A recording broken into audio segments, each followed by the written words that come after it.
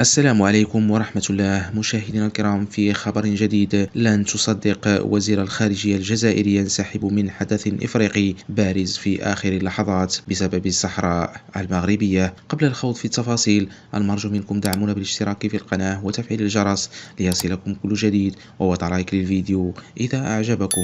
وفي خبر جديد، شهدت الجزائر تطورا لافتا حيث انسحب وزير خارجيتها أحمد عطاف من حفل تنصيب الرئيس الغاني الجديد، مما أثار تساؤلات حول تداعية القرار الغاني الذي يعتبره مراقبون صفعة دبلوماسية للجزائر التي تواجه عزلة متزايدة بشأن دعمها لجبهة البوليساريو. وكانت غانا قد أعلنت تعليق علاقتها مع الجمهورية الصحراوية الوهمية التي تدعمها جبهة البوليساريو الوهمية في خطوة تعد انتصارا دبلوماسيا للمغرب في قضية الصحراء المغربية. القرار الصادر عن وزارة الخارجية الغانية أبلغ للمغرب والاتحاد الإفريقي والأمم المتحدة، وأكد دعم غانا للجهود المغربية للتوصل إلى حل سياسي متفق عليه. مشاهدينا الكرام، شكرا على حسن المتابعة وإلى اللقاء.